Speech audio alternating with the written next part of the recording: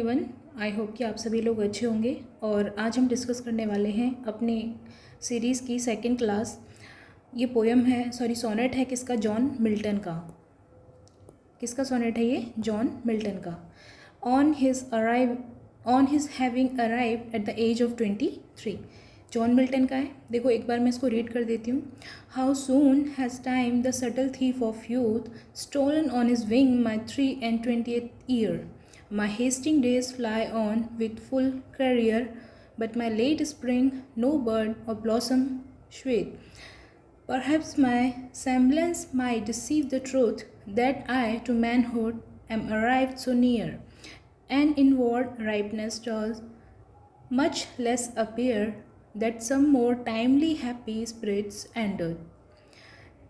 Yet, be it less or more, or soon or slow, it shall be still in strict test measure even to that same Lord, however mean or high, toward which time leads me, and the will of heaven all is, if I have grace to use it so as ever in my great task masters I.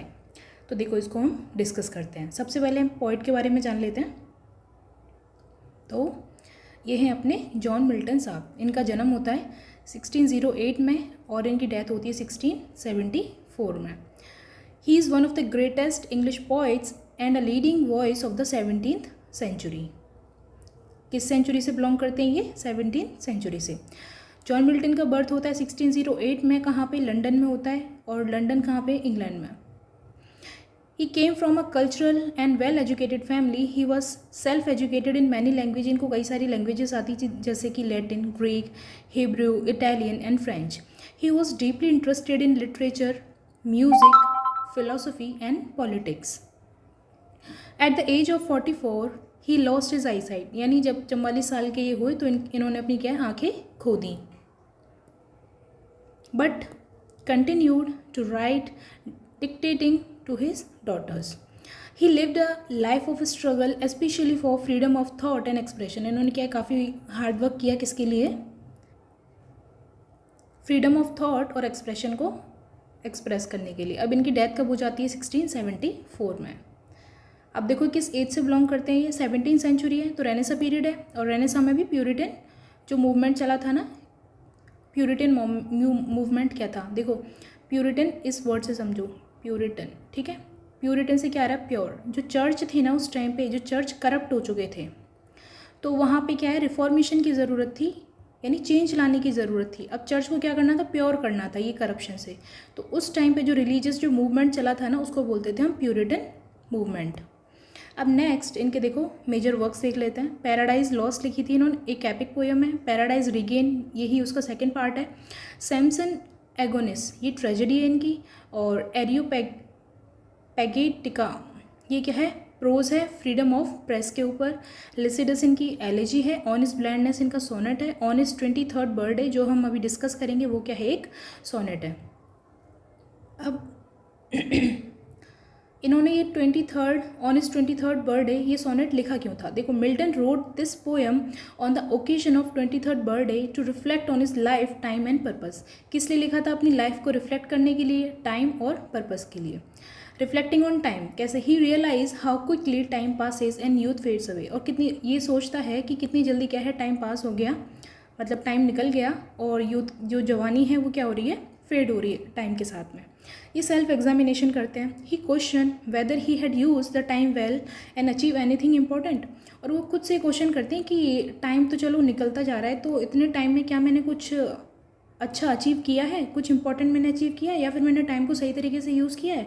इसको वो क्या self examine करते हैं।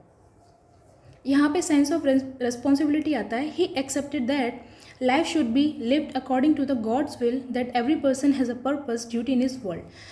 इनका कहने का मतलब है कि हर व्यक्ति है ना किसी उद्देश्य के साथ में क्या आता है? इस धरती पे आता है। और मनुष्य की जो सफलता है ना वो किस पे बेस्ड होती है? भगवान की मर्ज़ी पे। हम अपनी तरफ से कुछ भी नहीं करते, भगवान जो हमसे करवाना चाहता है वो हम करते हैं। नेक्स्ट है spiritual awareness. He believe that true success is not in the fame और वेल्थ, यानी जो रियल की जो सक्सेस है ना वो फेम और वेल्थ में नहीं है, जबकि किस में है, but in serving a higher mission given by God. जो गॉड ने हमको एक मिशन जो असाइन किया है उसको करने में है, जो असली में जो सक्सेस है वो. Commitment to his task. The poem shows his resolution to use his life and talents for a noble and meaningful work. और ये जो पोएम है वो क्या दिखाती है कि वो अपनी लाइफ में जो उसके टैलेंट्स हैं और उनको नोबल यानी अच्छे आइडियाज़ के लिए और मीनिंगफुल वर्क के लिए यूज़ करना चाहता है, which he calls is great task matters, great task master. Okay, तो यहाँ पे ये आपको क्लियर हो गया होगा. देखो शॉर्ट में बताती हूँ. एक बार के लिए आइज क्लोज करना और सुनने की कोशिश करना. 1608 में बर्थ होता है, 1674 में इनकी डेथ हो जाती है. 17वीं सेंचुरी से बिलोंग करते हैं ये. और किस मूवमेंट से किस मूवमेंट के टाइम के हैं ये? प्यूरिटन, जो रेनेसा का प्यूरिटन मूवमेंट इंग्लैंड में जो हुआ था उस टाइम के. इनके जो मेजर वर्क्स हैं Paradise Lost, Paradise Regain, Samson Agonist और Areopagitica, Lycidas, on his blindness and on his 23rd birthday. ये क्या है? एक सोनेट है. और इन्होंने ये लिखा क्यों था? टाइम को रिफ्लेक्ट करने के लिए, सेल्फ एग्जामाइन करने के लिए, sense of responsibility, spiritual awareness and commitment to his task. I hope यहाँ तक आपको बिल्कुल क्लियर हो गया होगा. On his 23rd birthday Milton looks at the time as a precious gift. मतलब टाइम को वो क्या मानता है? एक प्रीशियस गिफ्ट मानता है. He resolves to use every moment wisely for a purpose that is in line with the God's will. यानी जो भगवान की जो मर्जी है उस हिसाब से वो क्या है, हर मोमेंट को वाइजली यूटिलाइज करना चाहता है. अब हम बढ़ते हैं अपने टेक्स्ट पे. तो देखिए इसमें हम इसका जो लिटरल मीनिंग है ना वो पहले डिस्कस करेंगे, उसके बाद में जो इसका जो डीप मीनिंग निकल के आता है उसको हम डिस्कस करेंगे. How soon his time the subtle thief of youth. जो टाइम है ना वो क्या है? युवावस्था का सूक्ष्म चोर है. युवावस्था मतलब यूथ. यूथ को क्या उसने चुरा लिया, यानी अब यूथ है यानी जो जवानी है वो क्या है? फेड हो रही है. मतलब टाइम क्या है? टाइम ने जवानी को अब चुराने का काम कर लिया है.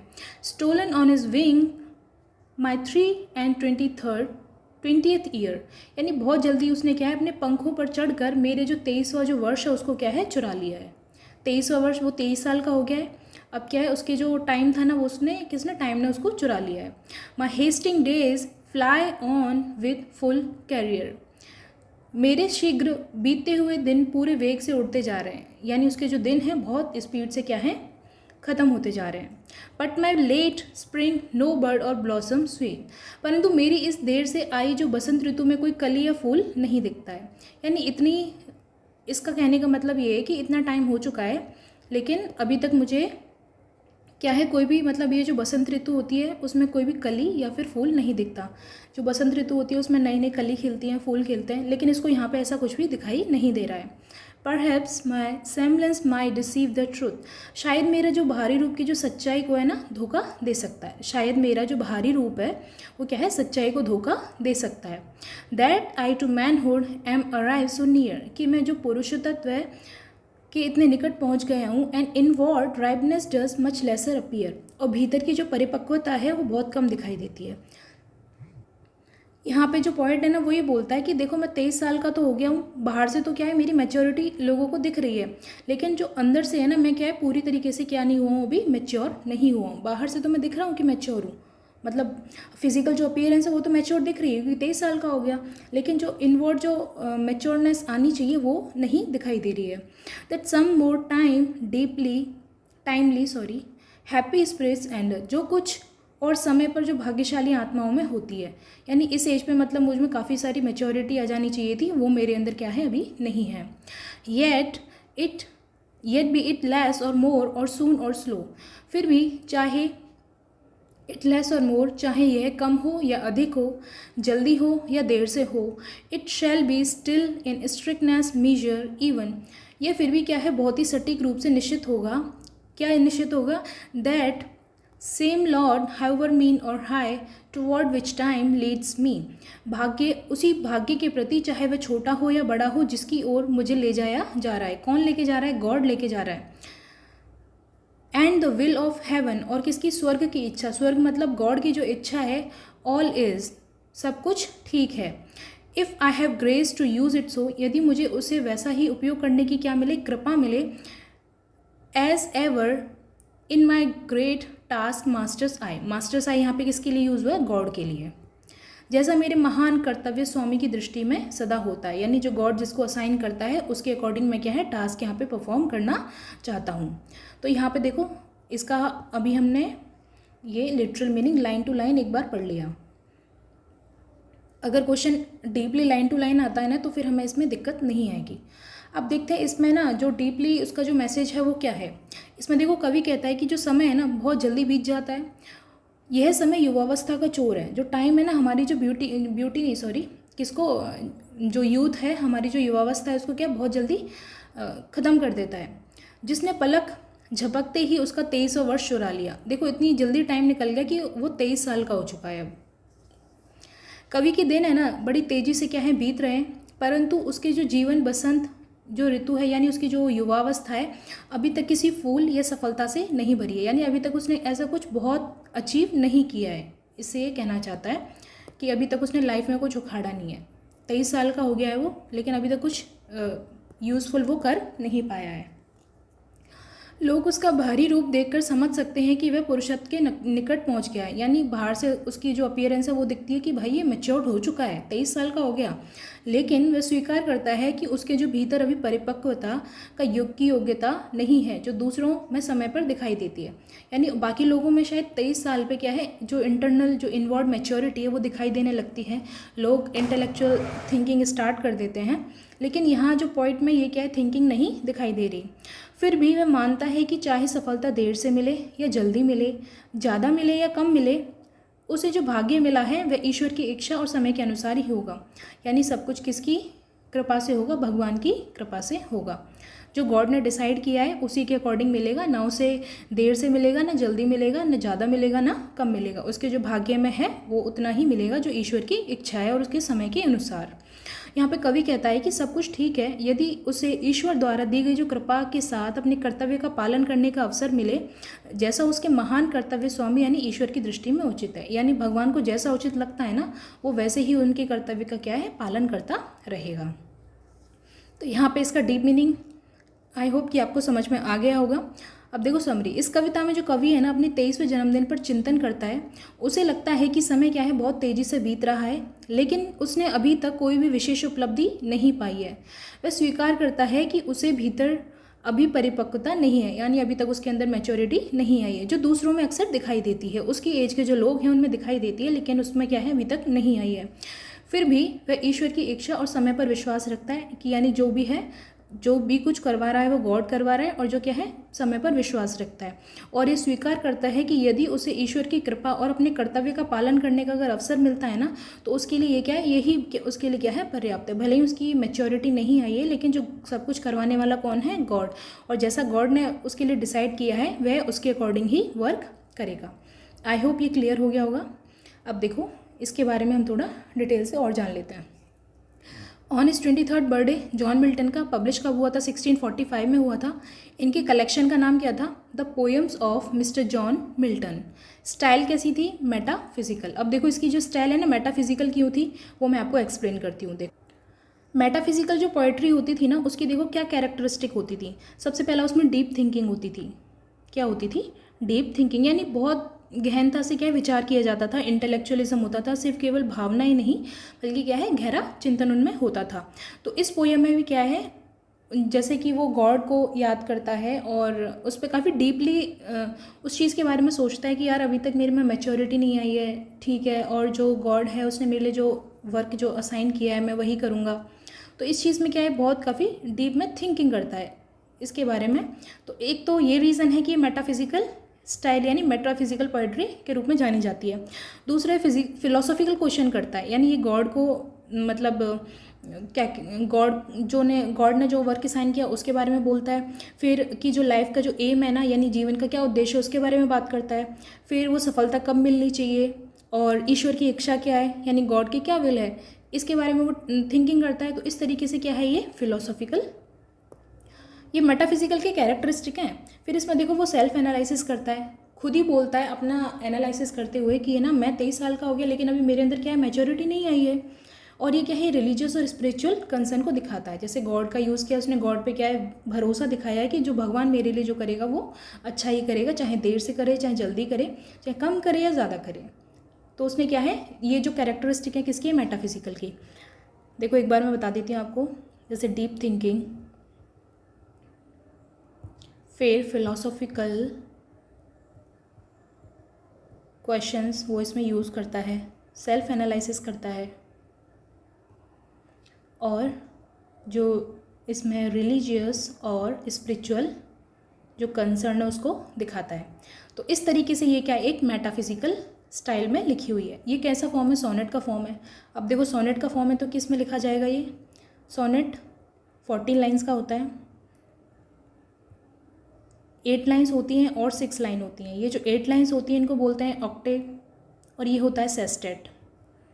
ऑक्टेव में क्या होती है, प्रॉब्लम होती है, और सेस्टेट में क्या होता है, इसका रिजोल्यूशन होता है। जब आप देखोगे ना उसको, वापस से एक बार दिखाती हूँ।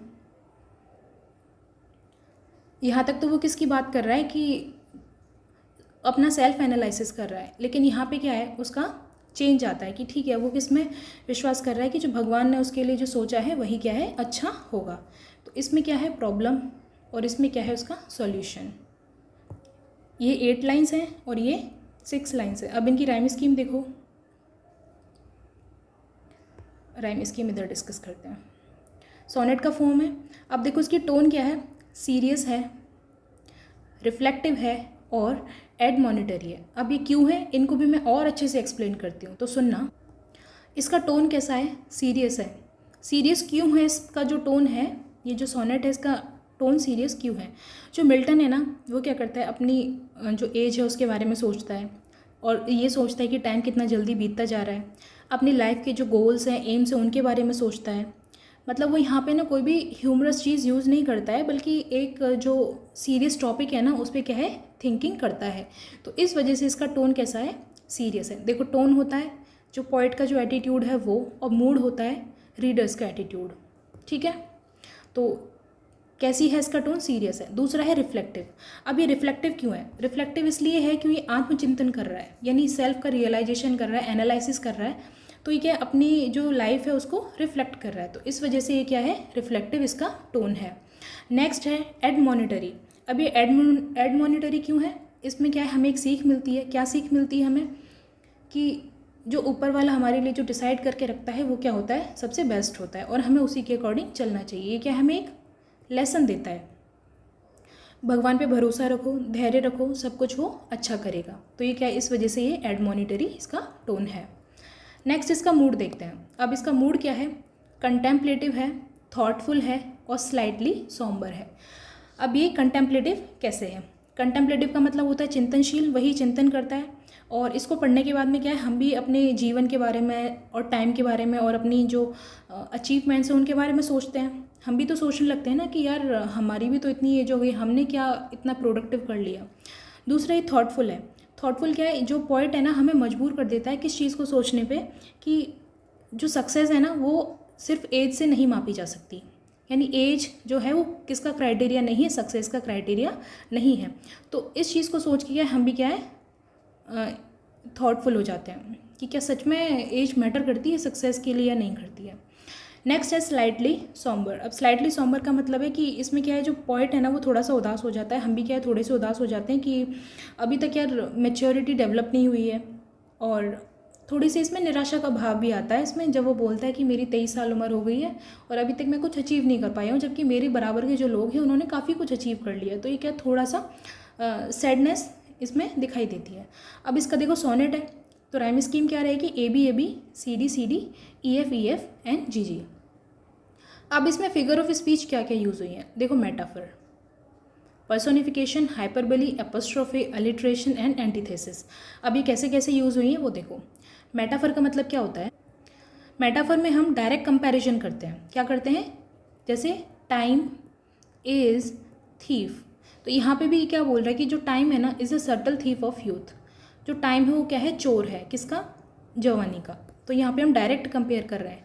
मेटाफर में हम लाइक और एज का यूज़ नहीं करते हैं, ठीक है। पर्सोनिफिकेशन क्या होता है, जब इनएनिमेट ऑब्जेक्ट्स को क्या है ह्यूमन की क्वालिटीज़ दे दी जाती हैं, उसे क्या बोलते हैं, पर्सोनिफिकेशन। अब देखो टाइम को क्या बोल दिया यहाँ पे, थीफ बोल दिया। अब टाइम चोर कैसे हो सकता है भाई, ये तो चोरी करना तो किसका, मानव की प्रवृत्ति है। तो यहाँ पे क्या हमने किसकी क्वालिटीज़ दे दी, ह्यूमन की क्वालिटी दे दी, तो हमने टाइम को क्या बताया, थीफ बताया। तो यहाँ पे पर्सोनिफिकेशन भी यूज़ हुआ है।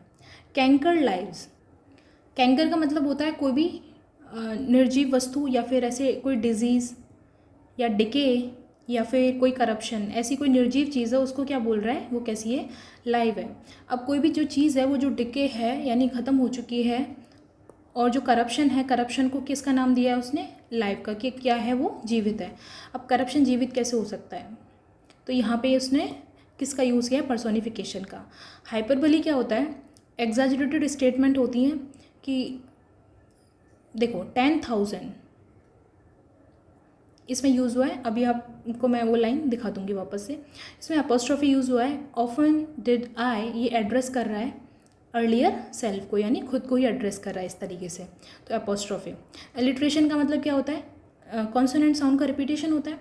तो steals on still subtle thief, तो देखो एस जो साउंड है वो क्या हो रही है, रिपीट हो रही है, तो यहाँ पे क्या यूज़ हुआ है, अलिट्रेशन यूज़ हुआ है। एंटीथेसिस यूज़ हुआ है, इज़ वॉज, ये क्या कॉन्ट्रास्ट करते हैं किसमें, पास्ट और प्रेजेंट के बीच में। अब इसकी जो इंपॉर्टेंट लाइंस हैं जो एग्ज़ाम में आ सकती हैं सीधे सीधे, तो यही है, एक बार आप सोनेट को 2 से 3 बार इसको रीड करना और फिर ये एक्सप्लेनेशन देखना, आपको कॉन्सेप्ट पूरा क्लियर हो जाएगा। और देखो अभी फर्स्ट ग्रेड का जो एग्ज़ाम हुआ है थोड़ा डीपली ही पूछ रहा है वो, आरपीएससी के क्वेश्चन इसी तरीके से आ रहे हैं, तो आपको है ना ये टेक्स्ट को है ना बिल्कुल भी इग्नोर नहीं करना है। टेक्स्ट की रीडिंग है ना, जब भी आप रिवीजन करो टेक्स्ट की रीडिंग साथ में करना। और देखो वीडियो में ज़्यादा बड़ी नहीं बनाऊंगी जिससे कि आपको रिवीजन में भी दिक्कत ना हो, और जहाँ तक हो सकता है इसमें मैंने सारे पॉइंट्स कवर कर लिए हैं। और दूसरा ये चीज़ कि ये जो हिंदी मैं इसका जो एक्सप्लेनेशन रखने का मेरा सिर्फ एक ही उद्देश्य है, क्योंकि जब मैंने पढ़ाई की थी तो मेरी क्लास में ना अगर 100 स्टूडेंट्स हैं ना, तो 100 में से 30 to 40 इंग्लिश मीडियम के होते थे, बाकी सारे हिंदी मीडियम से बिलोंग करते थे। अब उनको क्या है, थोड़ा सा मतलब दिक्कत होता है, बस ज़्यादा भी नहीं कह सकते, वो हमसे भी ज़्यादा इंटेलिजेंट थे, उसमें कोई वो नहीं है, लेकिन थोड़ा सा समझने में दिक्कत होती है। तो ये क्या है, इस वजह से मैंने थोड़ा इसको ईजी करने की कोशिश की है। आई होप ये चीज़ आपको हेल्प करेगी। और यहाँ पे अपना ये टॉपिक कंप्लीट होता है। Thank you so much. और वीडियोस आपको ऐसे ही मिलते रहेंगे। थोड़ा सा तबीयत ख़राब होने की वजह से मैं ये कंप्लीट नहीं कर पाई हूँ, लेकिन मैं पूरी कोशिश करूँगी कि है ना बिल्कुल भी डिले ना हो किसी भी चीज़ में। Thank you so much. आपको ये वीडियो पसंद आती है तो प्लीज़ इस वीडियो को लाइक करना, शेयर करना और अपने सारे दोस्तों में बताना उनको, अगर आपको ये यूज़फुल लगता है तो। Thank you so much. Bye bye, take care.